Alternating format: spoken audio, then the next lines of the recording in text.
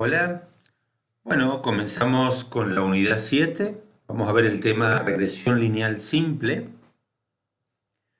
Y la pregunta es, ¿por qué se denomina regresión? Bueno, la regresión es un método estadístico que propone un modelo matemático que lo que hace es observar la dependencia de una variable y con respecto a otra variable que denominamos x. ¿Por qué se llama regresión lineal? Porque en el modelo, entre los parámetros, se observan relaciones lineales. Entre paréntesis decimos que son sumas y restas cuando hablamos de relaciones lineales. Y por último, porque es una regresión lineal y simple. Porque en el modelo que vamos a ver hoy solo se presenta una variable independiente. El próximo capítulo va a tener que ver con agregar más variables independientes y trabajar con regresiones lineales múltiples. El término regresión fue acuñado por Francis Dalton, ¿sí?, en el año 1886, que publicó un trabajo acerca de la estimación de la altura como un método para ver la heredabilidad en las personas. ¿Qué busca una regresión? Bueno, normalmente cuando los investigadores intentan hacer regresiones, tienen dos objetivos diferentes. El primer objetivo, podríamos llamarlo como encontrar una relación funcional o encontrar un patrón. Es decir, el investigador está intentando saber si hay un patrón, una relación entre la variable x y la variable y lo que hace es buscar si hay un patrón o no hay un patrón. Con el solo hecho de encontrar el patrón o encontrar la relación funcional, se cumple el objetivo del investigador. Por otro lado, hay otros investigadores que no solo quieren encontrar el patrón, sino lo que necesitan es predecir. Ya vamos a ver ahora que la regresión lineal permite predecir valores de la y, es decir, de la variable respuesta, condicionados a la variable x o variable independiente. Entonces, normalmente esos objetivos no se cumplen todos y a la misma vez. Normalmente o se tiene el objetivo 1 de encontrar patrón o relaciones funcionales, o se tiene el objetivo 2 que es predecir. El ejemplo típico que siempre usamos es el peso y la altura en varones adultos. Tenemos un gráfico XY donde decidimos colocar la altura en metros de varones adultos y el peso en kilogramos. Cada punto es la representación gráfica de cada varón, de cada persona, cada unidad o elemento. El modelo estadístico que representa esto ya lo habíamos visto en Bioestadística 1. Era el modelo estadístico que habla de una variable respuesta o variable dependiente que es igual a una ordenada al origen más una pendiente por el valor de x1 más un error o variabilidad no explicada. Eso ya lo habíamos repasado y también sabíamos que los supuestos o requisitos del modelo tienen que ver con la distribución de los errores, que sean normales, independientes, media cero y homogeneidad de varianza. ¿Sí? Acuérdense que beta 0 es la ordenada al origen, que es el valor que va a tener la variable dependiente cuando x es igual a 0, y la pendiente es cuál es el cambio que tiene y por cada aumento en una unidad de x. La pregunta es, con ese gráfico que teníamos, ¿por dónde pasará la recta? Tenemos un gráfico, habíamos dicho que ese gráfico, cada punto es cada unidad, y esa recta podría pasar por este lugar, donde la graficamos, podría pasar más con la misma pendiente, pero con otra ordenada al origen, podría pensar con la misma pendiente, con otra ordenada al origen, podría pasar con otra pendiente y otra ordenada al origen. O sea, hay infinitas rectas posibles que van a poder pasar por esa nube de punto. Tenemos que elegir una que sea la mejor. El método de mínimos cuadrado es un método que nos permite elegir la mejor recta con una condición. Vamos a pedirle una condición. Fíjense que lo que acabamos de graficar es la distancia, la dispersión que hay entre un punto cualquiera y el valor de la recta. En cada uno de los puntos hay una distancia que es ese error, esa variabilidad no explicada, esa distancia que no sabemos por qué explicarla, entre cada uno de los puntos y la recta. Miramos todos y cada uno de ellos. Si nosotros miramos esa recta, vamos a ver que la sumatoria de esos errores es igual a 0. Si yo sumo esas distancias, esos errores que pueden ser positivos o negativos, la sumatoria da siempre 0. Ahora, con esa condición, que la sumatoria de todos los errores sea 0, no hay una única recta. Hay muchas rectas que permiten esa condición. Pero si lo que hacemos es pedirle que la sumatoria de esos errores al cuadrado sea un mínimo, de esa forma hay solo una recta posible. Solo una recta va a cumplir con esa condición que la sumatoria de los errores al cuadrado sea un mínimo. Y de ahí viene el método de los mínimos cuadrados. Ese método de los mínimos cuadrados fue acuñado por Legendre trabajando en trayectoria de cometas. ¿Sí? Fíjense que tenemos una caricatura de Legendre, porque este personaje, que era un matemático y era político, también al ser político, en uno de los diarios de la época se le hizo esta caricatura y no hay registro ni de un daguerrotipo ni de una fotografía de esta persona. Simplemente quedó esta caricatura. Decíamos que en el año 1806 este caballero entendió que era el método de mínimos cuadrados, fíjese textualmente del francés, era este método que permitía predecir una trayectoria en función de, digamos, ajustar con los mínimos cuadrados. Bien, con los mínimos cuadrados, la sumatoria de los mínimos cuadrados, donde es un mínimo, el error, esta variabilidad no explicada, es la distancia entre cada valor observado y el valor esperado en la recta. Vamos a llamarle y sombrerito, fíjense. Y media, como y rayita, lo identificamos como el valor de la media de cada variable, y este sombrerito lo vamos a hablar como el estimado. Entonces, la sumatoria de los errores al cuadrado es igual a la sumatoria de la distancia entre i menos i sombrero al cuadrado. Y a partir de eso, y acá tal vez le traiga malos recuerdos, hacemos derivada primera, derivada segunda, condicional y todo eso, y obtenemos un valor de la ordenada al origen que es igual a la media de las y menos b1, la media de las x, y la pendiente b1 que es igual al cociente entre la covarianza de x de y la varianza de la y. Si obtenemos entonces, si nosotros manipulamos con derivadas esa función, vamos a obtener la ordenada del origen y la pendiente de esa forma. Obviamente no es un trabajo que vamos a hacer nosotros, con saber que esto existe, es un trabajo que va a hacer el soft cuando hagamos el cálculo. Si estamos hablando del modelo muestral, estamos hablando de que i sub i es igual a b0 más b1 de x1 más error sub i. Y cuando hablamos del modelo poblacional, estamos hablando de beta 0 más beta 1 x1 más error sub i. Recordemos entonces que B0 es el estimador puntual de la ordenada del origen beta 0 y B1 es el estimador puntual de la pendiente beta 1. Muy bien, yo obtuve con este método de mínimos cuadrados la mejor recta. Ahora, ¿cómo saber si la pendiente que obtuve es significativa? ¿Qué queremos decir con eso? Imaginemos este gráfico de peso-altura e imaginemos que esta es la recta, que la recta tiene pendiente 0. Si la recta tiene pendiente 0, entonces la altura nos sirve para predecir el peso. Dicho de otro modo, el peso no depende de la altura. Entonces, hay muchas rectas que pueden pasar por ahí y lo que necesito saber es si esa recta que obtuve es significativamente distinto de 0. ¿Por qué? Porque cuando supongamos que tenemos una relación entre dos variables que en la población es inexistente. O sea, en la población no hay una relación entre dos variables. La y no depende de la x. Nosotros obtenemos la muestra y en la muestra solo por azar me puede arrojar un valor de una pendiente de 0,1, 0,2, 1, 2, 3, 4.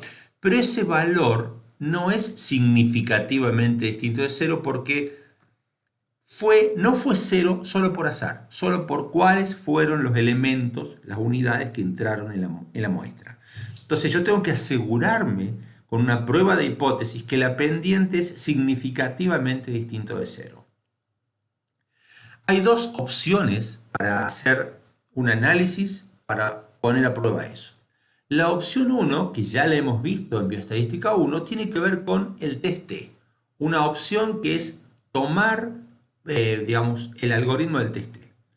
Recordemos que la distribución de la pendiente B1 es normal, con una esperanza de beta 1 y una varianza que es la varianza propia de B1, ¿sí? Que es toda esta fórmula que tenemos acá. La hipótesis estadística sería que beta 1 es igual a 0 contra la alternativa que es distinto de 0. El nivel de significación lo ponemos, normalmente un consenso es 0,05. Obtenemos el estimador, que es B1. Obtenemos el parámetro, que es beta 1. Y obtenemos un n, que es el que colocamos en la muestra. El estadístico a desarrollar ya un estadístico T, típico estadístico T, donde tenemos el estimador menos el parámetro dividido la raíz cuadrada de la varianza del estimador. Con eso establecemos zona de rechazo y no rechazo, la zona de rechazo de menos infinito hasta el valor T correspondiente y desde el valor T hasta infinito. Y la zona de no rechazo entre los dos valores T que corresponden a esa curva de distribución T, ¿no es cierto? Bueno, eso ya lo sabemos hacer. No solo eso, sino que también sabemos que si realizamos esta prueba en un software estadístico, el software estadístico directamente nos va a arrojar un valor P para decirnos la distancia entre el estimador y el parámetro. La decisión que vamos a tomar es, si yo no rechazo la hipótesis nula, quiere decir que lo que tengo es una recta que es igual a 0. Por lo tanto, la recta esa no es significativamente distinta de 0. Si yo rechazo la hipótesis nula, hay dos opciones. Que la recta sea significativamente distinto de 0 y con pendiente positivo, y que la pendiente sea significativamente distinta de 0 y con pendiente negativa. Una de las dos opciones es la que tenemos. Simplemente con observar el valor de la pendiente yo me doy cuenta si es superior a 0 o inferior a 0. La opción 2 tiene que ver con el análisis de la varianza. Ahora vamos a ver cómo vamos a hacer un análisis de la varianza con los datos obtenidos de una regresión. Primero, en rojo colocamos cuál es la recta ajustada por método de mínimos cuadrados. Segundo, en verde colocamos cuál es el valor del promedio, la media de la variable dependiente y. Y en amarillo vamos a tener cuál es la distancia que hay de un punto cualquiera. En realidad, el análisis va a tener en cuenta todos los puntos, pero nosotros vemos un punto cualquiera con respecto a la recta ajustada y con respecto a la media de la variable y. ¿Sí? Esa distancia que tenemos aquí. Ahora bien, esa distancia que tenemos ahí, que es la distancia que hay de cada valor con respecto a la media, es la variabilidad total que tiene la variable peso si no pusiéramos en juego la variable altura, la distancia de cada dato con respecto a la media del peso. Esa es la distancia total.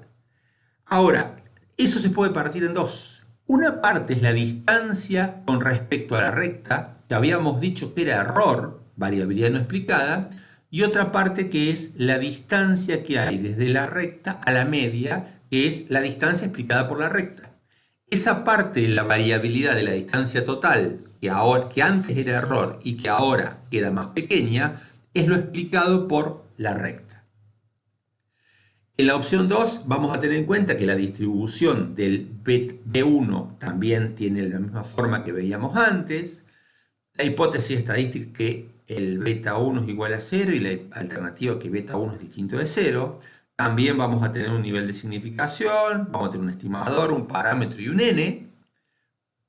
Pero lo que vamos a construir ahora es un cuadro de ANOVA. En ese cuadro de análisis de la varianza va a tener tres fuentes de variación. La primera variación tiene que ver con la distancia total, la distancia de cada punto con respecto a la media sin que jugara la variable x. Esa es esa distancia que tenemos ahí. La segunda distancia que tenemos es el error, que es la variable no explicada, la distancia de cada punto con respecto al estimado, a la recta. Y la tercera es la distancia de cada punto hasta la media, que está reducida por el error. Quiere decir que es lo explicado por la regresora. Los grados de libertad, un grado de libertad por la regresora, n menos k menos 1 por los grados de libertad del error, que en este caso son solamente 1, y n menos 1 con respecto a la total. Cuadrados medios, suma de cuadrado de la regresora y grados de libertad de la regresora, suma de cuadrado del error y grado de libertad del error, como siempre lo hemos construido, y obtenemos un f que es igual al cuadrado medio de la regresora dividido cuadrado medio del error, con la misma idea y la misma estructura que teníamos antes en el cuadro de análisis de la varianza cuando queríamos comparar medias. Dada esas hipótesis nulas y alternativas, la regla de decisión es que no rechazo. Si no rechazo, la pendiente es igual a 0. Y si rechazo, las pendientes son significativamente distintas a 0, ya sea positiva o ya sea negativa. También tenemos la posibilidad de hacer una prueba de hipótesis para beta 0. Si hace falta en algún tipo de estudio, necesita saber si cuando la x mide 0, la y también mide 0. Entonces, para eso tenemos una prueba de hipótesis para beta 0 con la distribución de beta 0, con la hipótesis estadística, que beta 0 sea igual a 0, y la significación, el clásico, con el estimador, con el parámetro y con el n. ¿Sí? Recordemos que para la prueba la varianza de beta 0 tiene esa estructura. El estadístico es un estadístico clásico de t, estimador menos parámetro, dividido la raíz cuadrada de la varianza del estimador, ¿sí? Con su propia fórmula. Zona de rechazo o no rechazo. Esto tiene la misma estructura que habíamos visto antes. Y con eso decidimos si el beta 0 es igual a 0 o no, si hiciera falta. Volvamos. Ya ajustamos el modelo. Ya probamos que la pendiente sea significativa y ahora debemos poner a prueba los requisitos del modelo. Sabemos que el modelo estadístico tiene como requisito que los errores tengan distribución normal, independiente, media cero y homogeneidad de varianza. La normalidad mediante la prueba de Shapiro-Wilks, y ya sabemos hacerlo, tenemos que guardar los errores o residuos y probar su normalidad. La independencia la tenemos que garantizar con el diseño, no hay ninguna prueba que me diga si son independientes o no. La media cero es por definición. Y la homogeneidad de varianza es mediante la observación de un gráfico de residuos versus predicho. Recordemos que en el marco de análisis de la varianza, cuando poníamos a prueba hipótesis nula de igualdad de medias, nosotros teníamos repeticiones en cada nivel del factor, por lo tanto teníamos una prueba de homogeneidad de varianza que era la prueba de Leven o también se puede hacer la prueba de Bartlett. Pero en el marco de regresiones, cuando no tengo repeticiones por nivel del factor, tengo que hacer una observación gráfica, ¿sí? Residuos versus predicho. Veamos la normalidad. ¿Por qué pedimos normalidad? Tenemos una recta que está estimando el valor esperado de y para cada valor de x. Por lo tanto, está estimando una media condicionada. Se supone que hay un montón de normalitas para cada valor de x, para lo cual estoy prediciendo los valores de y. Por eso tienen que ser todas distribuciones normales. Por eso pide una normal. ¿Sí? Si yo hago que un valor de altura prediga a un valor de y, entonces el valor esperado de y está condicionado a un valor de x. Quiere decir que hay una población de valores de y condicionados a un valor de x. Dicho de otro modo, si yo tengo personas de 1,80 m, ¿qué valor voy a predecir de peso que va a tener una persona de 1,80 m? Bueno, un valor determinado. Pero se supone que hay una población de pesos de personas de 1,80 m. A eso hace referencia este gráfico y a eso hace referencia la necesidad de la normalidad de la variable. Ahora vamos a la homogeneidad de varianza. ¿Por qué homogeneidad de varianza? Volvamos a este gráfico XY. Fíjense, ese punto determinado con respecto a la recta que tenemos ahí ese otro punto está por debajo de esa recta, ese otro punto también está por debajo, mientras que el primero estaba por encima, lo podríamos pensar en estos términos. Los podríamos pensar en variabilidad que hay a lo largo de la recta. Variabilidad que hay al comienzo, en el medio y al final de la recta. La variabilidad que debemos observar al comienzo, en la mitad y al final de esos valores predichos por la recta debiera ser aproximadamente la misma. Es decir, estas normalitas que tenemos dibujadas acá no debieran ser más grandes en una punta que en otra. Todas debieran tener la misma variabilidad.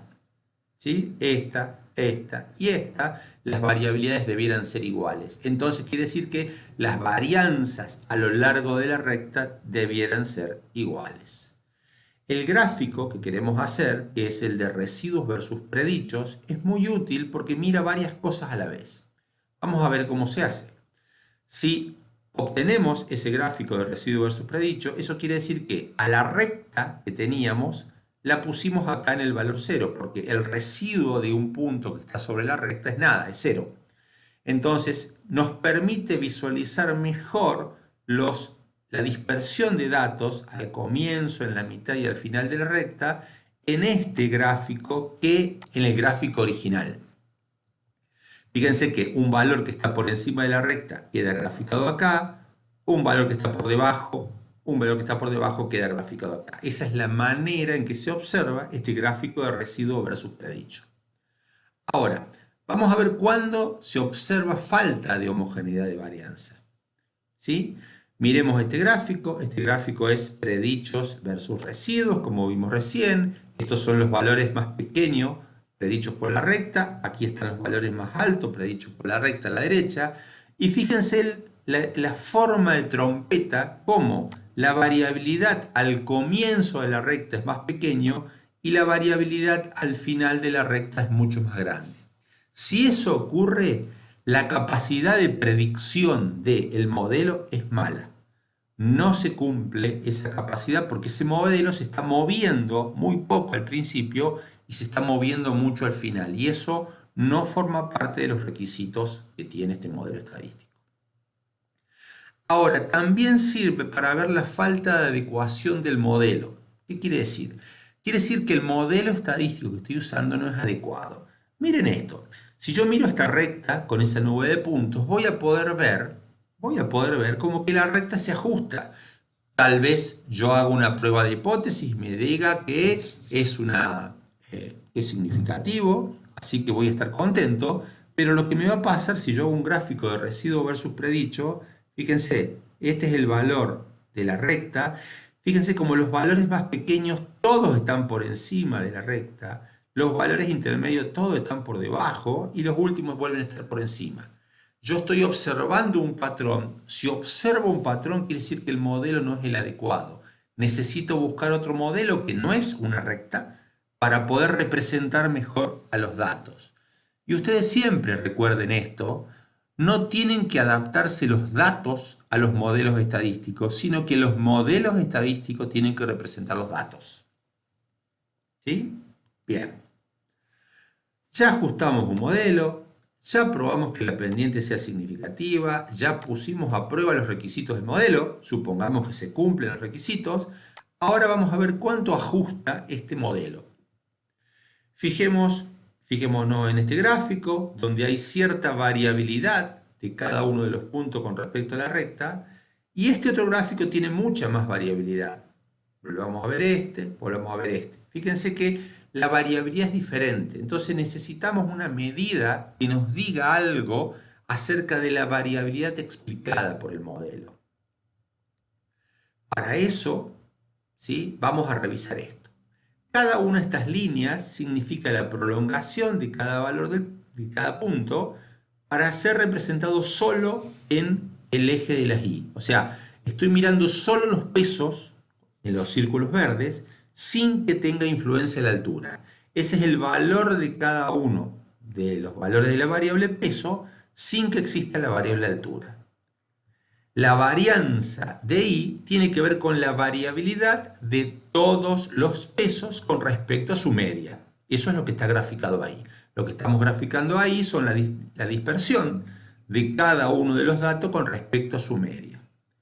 Ahora, si yo calculo la varianza de y, pero condicionado al efecto de x, lo que voy a hacer es, ya vimos esas líneas verdes que eran los errores, la variable no explicada del modelo, y cada una de esas distancias tiene que ver con la distancia que queda después de aplicar el modelo. Por lo tanto, fíjense, la cantidad de distancias que hay a la izquierda, que son distancias más largas, que es cuando veo solo la varianza de y las distancias que estoy viendo cuando veo la varianza de y condicionado a x.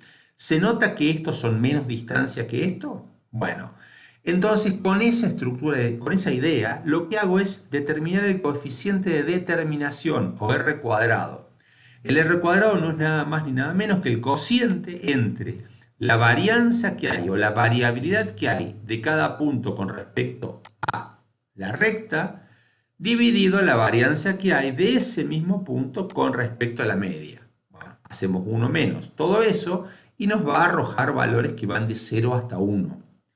Ahora, el r cuadrado no va a tener problemas si hacemos una regresión lineal simple, pero como nosotros vamos a ver regresiones lineales múltiples, tenemos que ajustarlo y se ajusta mediante esta ecuación que tiene en cuenta los parámetros. N es la cantidad de datos, P es la cantidad de parámetros del modelo y con esto vamos a ajustarlo al r cuadrado para que no se infle de una forma ficticia, que es lo que ocurre cuando trabajamos con la primera fórmula. Entonces, ese r cuadrado me va a dar un valor de 0 si la x no influye en la y. ¿Qué quiere decir 0? Quiere decir que el 0% de la variabilidad de y está siendo explicada por x. En este caso, el 50% de la variabilidad de y está siendo explicado por x. En este caso, el 75% de la variabilidad de y está siendo explicado por x. Y en este caso, el 85% de la variabilidad de y está siendo explicada por x. Cuando me dicen el 85% es mucho o poco, bueno, también podemos ver si es poco o mucho, pero lo que nos interesa acá es, ¿y qué pasa con el 15% restante? El 15% restante es variabilidad no explicada, es error. Ya ajustamos el modelo, ya probamos que sea significativo, ya pusimos a prueba los requisitos, ya vemos cuánto ajusta y ahora tenemos que ver la advertencia de los modelos estadísticos. Lo primero, que hayamos puesto a prueba una hipótesis estadística de una x con respecto a una y no implica causalidad. Quiere decir que el hecho de haberlo probado estadísticamente no es condición para que implique causalidad biológica. Este gráfico es un gráfico de una publicación donde se vio que el número de cigüeñas que van a nidificar a ciudades de Alemania puede predecir el número de nacimientos de niños en cada ciudad. Esto está probado, esto tiene una relación significativa, pero eso es lo que se llama una relación espuria, una relación falsa. No implica que porque la estadística lo diga, eso significa que la biología obedece. Tiene que haber razones biológicas para explicar lo que la estadística dice. Otro gráfico de una relación espuria tiene que ver con que se puede predecir el número de premios Nobel por país en función al consumo de chocolate que tiene cada país. Los países que más chocolate consumen son los que tienen más premios Nobel. Por lo tanto, podríamos pensar que alimentando con más chocolate a la gente vamos a tener más premio Nobel. Es una relación espuria. Definitivamente hay una variable por detrás que está explicando eso que no tiene que ver con el chocolate, obviamente. Hay un artículo que dice comer margarina lleva al divorcio porque se pudo ver que los matrimonios que comían más margarina terminaban divorciándose. Son relaciones espurias que uno puede encontrar y si no hay una explicación científica por detrás, es solo una relación estadística y eso no significa que pongamos a prueba la hipótesis de una manera biológica. El segundo tema es quién es la X y quién es la Y. ¿Quién define qué es la X y quién define qué es la Y? Es decisión nuestra. Nosotros vamos a decidir, o la biología va a decidir quién es X y quién es Y. Esto es, X es la talla, e Y es el peso.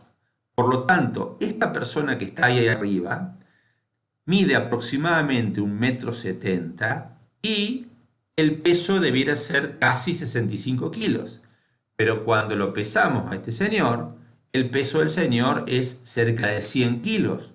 Por lo tanto, hay una diferencia y este señor tiene un peso más alto que lo esperado para su talla. Por lo tanto, si colocamos a la X, que es la talla, y a la Y, que es el peso, el señor quiere decir que está gordo, está pesado. El mismo gráfico lo hacemos, pero ahora vamos a poner como X el peso y como Y la talla. Ese señor está ahí, el mismo señor del gráfico anterior.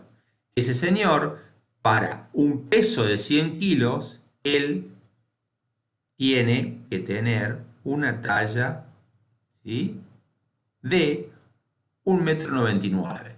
Por lo tanto, si esa diferencia la observamos, vamos a ver que esa persona es muy baja para su peso. Por lo tanto, con esa lógica vamos a decir que el señor, para el peso que tiene, está demasiado petizo.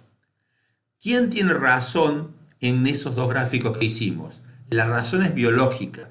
Desde el punto de vista estadístico, cualquiera de los dos razonamientos son correctos. La biología es la que decide cuál es la variable independiente y cuál es la variable dependiente. Entonces, lo que habíamos dicho en general de los dos objetivos de regresiones lineales simples, habíamos dicho que un objetivo podía ser encontrar una relación funcional o encontrar un patrón, ¿sí? Eso lo obtenemos y somos felices si rechazamos la hipótesis nula de beta 1.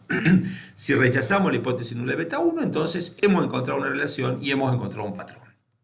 Ahora, si el objetivo es predecir, no nos basta con solo eso, sino que necesitamos encontrar un buen R cuadrado ajustado para que la predicción sea correcta. Bien, con eso hemos terminado entonces esta primera parte de regresión lineal simple y vamos a ver después un videíto con algunas cuestiones más.